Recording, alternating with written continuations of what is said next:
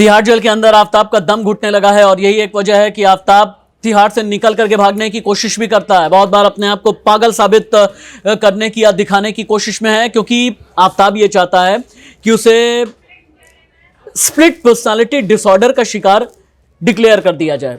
क्यों, बताता हूं आपको। नमस्ते, मैं राशिद। जानते हैं तिहाड़ जेल के अंदर आफताब के जहन में बहुत कुछ चल तो रहा है, लेकिन आफताब ने एक बार अपनी जेल की कोठरी के अंदर ही चारों तरफ भागने की कोशिश की। उसने दीवार पर बार बार मार करके ये बताने की कोशिश की कि अब उसका दम घुटने लगा है।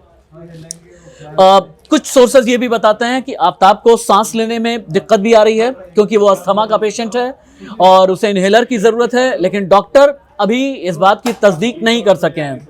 लेकिन हाँ, इतना जरूर है कि आफताब का दम घुटने लगा है। आफताब को अब ये समझ में आने लगा है कि जेल की कालकोठरी के बाद उसका अगला ठिकाना जो है फांसी का फंदा ही रहेगा।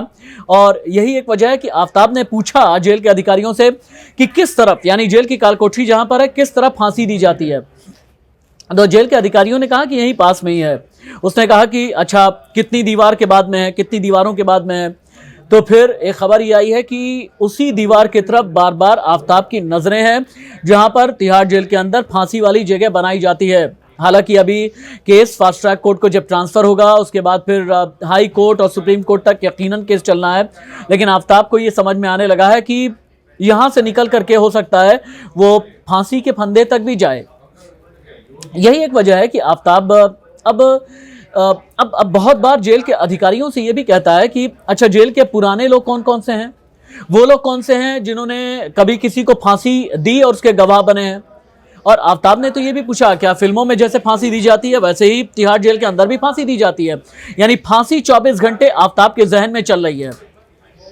क्या आफताब को समझ में आने लगा है कि वो इतना ब्रूटल है? रेयरेस्ट ऑफ रेयर की श्रेणी में ये केस आ जाएगा। आफताब फांसी को लेकर के जानकारी हासिल करना चाहता है, अपने वकील से मिलना चाहता है, उनसे ये पूछने के लिए कि क्या वाकई में उसे फांसी हो जाएगी। फांसी को लेकर के जो लीगल निटिग्रिटीज हैं, जो लीगैलिटीज हैं, इनके बारे में आफताब जानना चाहता है। और यही एक वजह है कि आफताब बार बार इसी कोशिश में है कि किसी तरह से कोई बाहर का मिल तो सके, कोई वकील मिल तो सके। लेकिन जब तक इन्वेस्टिगेशन पूरी नहीं होगी तब तक अदालत की तरफ से ये इजाजत नहीं मिलेगी। आफताब की संभावित फांसी, तिहाड़ जेल के अंदर आफताब केस, ये सब कुछ आप इंडिया न्यूज डिजिटल पर मेरे साथ में देखेंगे। लाइक करें, शेयर करें, सब्सक्राइब करें। ये घंटी नुमा जो बटन है, इसे आप ऑन करके रखें। इसके जरिए आपके फोन पर ट्रिन ट्रिन होगा, यानी जितनी भी इन्वेस्टिगेशन है मेरी पूरी टीम की आप तक पहुंचती रहेगी। वीडियो देखते रहें। नमस्ते।